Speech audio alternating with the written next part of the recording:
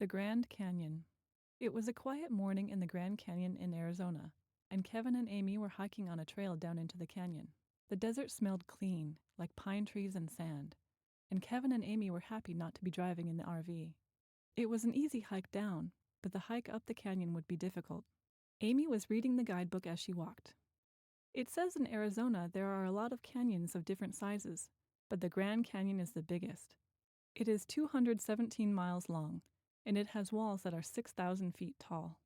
Kevin looked at the canyon. 6,000 feet, he said. That's taller than 11 of the tallest cathedrals. And it was all made by the water of the Colorado River, said Amy.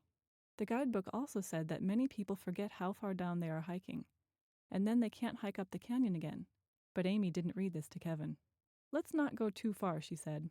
I know you're tired from driving. The canyon was beautiful. There were a lot of trees and plants, and Kevin and Amy saw a cactus with small yellow flowers. The walls of the canyon were red, brown, and sometimes white, and the Colorado River was blue-green. Every 50 feet, Kevin would say, "Look at that! It looks like a postcard." Then he'd take photos while Amy read the guidebook. After lunch, they found a big sign near the trail. The sign had drawings of American Indians in their houses. In the drawing, the children were playing games, the women were cooking, and the men were building a house. It says that the Pueblo people lived here in the 12th century. These are the ruins of their village, Amy said. They built their houses here, and they ate the fish from the river. They had houses and children and friends, but now there is only sand. Kevin was standing in front of the sign. I forgot about this place, he said. What do you mean? I was here 20 years ago with my father, he said. If I'm correct, there's a cave somewhere down this mountain. I don't see it in my guidebook, she said. But Kevin was already walking down the trail. Excuse me, said Amy, but where are you going? To the cave, he said. Follow me. How far is it? Kevin was now running. I don't remember, he said. Not far. That means it's far, said Amy. It was far. This is the place, said Kevin. They were standing and looking into the dark cave. What's inside? Asked Amy. I'm going to show you the most interesting and beautiful petroglyphs in the canyon, he said. Petroglyphs, said Amy.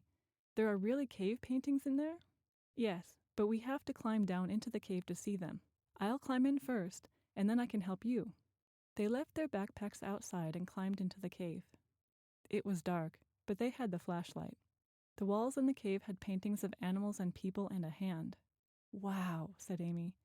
Were they made by Pueblo people in the 12th century? No, they're older, said Kevin.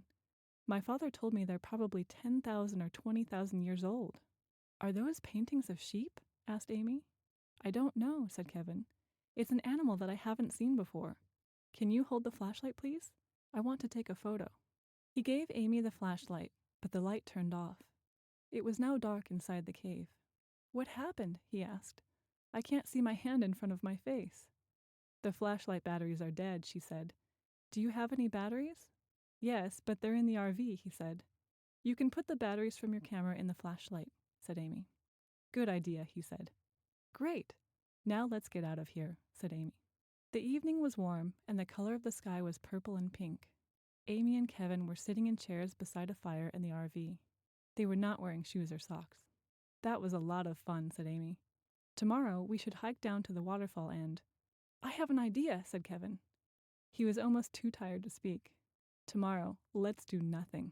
We can drink coffee, walk to the gift shop, and look at the canyon from here.